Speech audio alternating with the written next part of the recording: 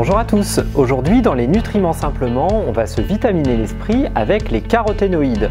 Pour le coup, on est exactement dans la notion de se vitaminer puisque une des propriétés des caroténoïdes, c'est justement d'être précurseur de la vitamine A.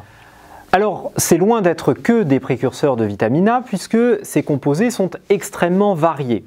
En fait, il existe plus de 600 caroténoïdes identifiés aujourd'hui et ces molécules qui sont présentes dans le règne végétal ont plusieurs propriétés. D'une part, ce sont des pigments. Alors facile à reconnaître, ils vont du jaune au rouge en passant par toutes les déclinaisons de orange. Donc à chaque fois que dans un végétal vous avez ces couleurs, eh bien c'est que vous avez des caroténoïdes. Ils sont liposolubles, solubles dans les graisses. Et ils appartiennent à la famille des composés terpéniques qui sont des composés classiquement fabriqués par les plantes dans leur métabolisme secondaire. Bien souvent, les caroténoïdes permettent de lutter contre un certain nombre d'agressions, mais également ils sont impliqués ou interviennent dans les phénomènes de photosynthèse. Les sources de caroténoïdes sont multiples et variées. Dans les aliments, il y a ce que je vous citais ou ceux que je vous citais précédemment, tous ceux qui ont une couleur jaune, orangé ou rouge. Donc y en a-t-il dans la tomate? La réponse est oui. Y en a-t-il dans le maïs? La réponse est oui. Y en a-t-il dans la pastèque? La réponse est toujours oui. Et dans la pêche, vous avez encore la réponse. Alors parfois ils sont aussi cachés, notamment dans des légumes ou des végétaux qui sont verts. Prenons l'exemple du persil ou des épinards. En fait, ces pigments, les caroténoïdes, sont très présents, mais ils sont cachés par la chlorophylle, d'où le fait qu'on n'arrive pas à les détecter à l'œil nu. On en trouve également dans certains champignons qui photosynthétisent et qui vont utiliser ou qui vont présenter aussi des caroténoïdes. On va les trouver aussi dans de nombreuses algues et notamment dans le plancton, et ça explique également la présence de ces caroténoïdes dans certains poissons, notamment dans le saumon et dans la truite saumonée, où on voit bien que la chair est légèrement rose-orangée en lien avec les caroténoïdes qui sont ingérés dans le plancton, puis par la chaîne alimentaire et qui viennent se concentrer en fait dans la chair de ces poissons. Et puis il y a d'autres grandes plantes qui sont par exemple utilisées en phytothérapie, qui concentrent beaucoup de caroténoïdes. Je pense notamment au curcuma, dont la couleur orange est très caractéristique, ou encore au safran, et notamment à son pistil, qui contient les principes actifs, qui sont d'ailleurs et qui appartiennent d'ailleurs aux caroténoïdes.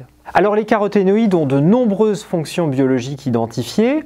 La première et la plus importante, c'est l'action provitaminique.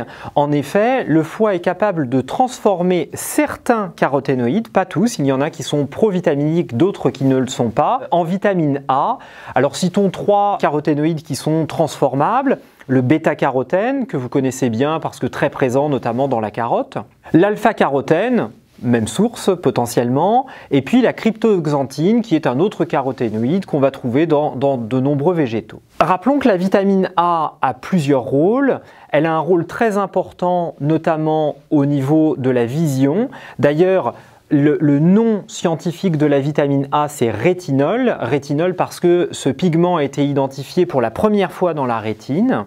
Et donc c'est un pigment oculaire. Au passage, on sait que certains caroténoïdes sont d'ailleurs des protecteurs oculaires. Ça a été montré notamment pour la zéaxanthine, la lutéine ou la cryptoxanthine. La vitamine A est aussi un facteur de croissance qui va développer ou aider le développement des muqueuses. C'est pour ça qu'elle est protectrice notamment de l'intestin, elle est protectrice d'un certain nombre de muqueuses dans l'organisme, et elle va également avoir un impact au niveau du système immunitaire et stimuler le système immunitaire puisque souvent au niveau des muqueuses on a une grande activité, une grande concentration de cellules immunitaires. Deuxième type de propriétés, ce sont des propriétés antioxydantes. La plupart de ces caroténoïdes sont de très forts antioxydants.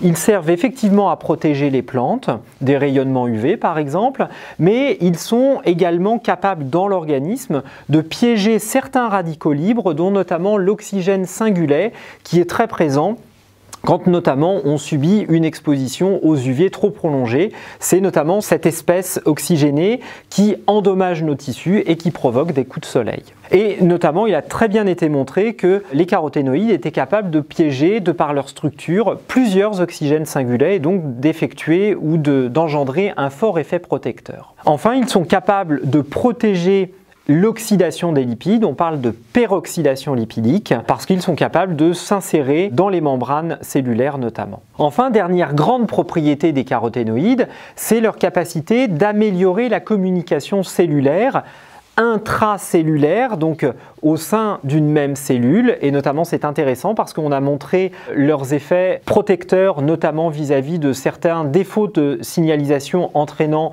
notamment un risque accru de cancer.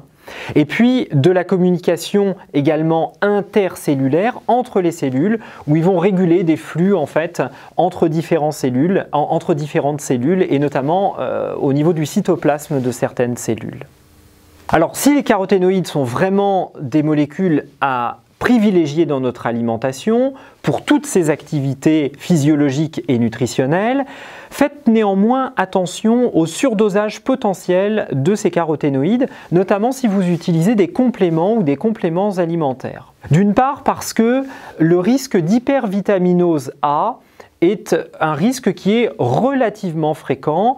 Or, un apport trop important en vitamine A, eh bien alors le plus à risque, c'est vraiment la femme enceinte où ça donne lieu à des malformations congénitales. On peut aussi avoir un certain nombre de troubles hépatiques et en cas d'hypervitaminose A prolongée, développer une cirrhose, notamment à cause de cette teneur ou ce taux de vitamine A qui est trop fort. Ça peut permettre également, ou ça engendre des fragilités osseuses, des pertes capillaires et également des sécheresses cutanées avec une desquamation excessive. Ces caroténoïdes peuvent également avoir des effets pro-oxydants, c'est-à-dire qu'au lieu de protéger contre le stress oxydatif, ils favorisent un stress oxydatif ou ils amplifient le stress oxydatif.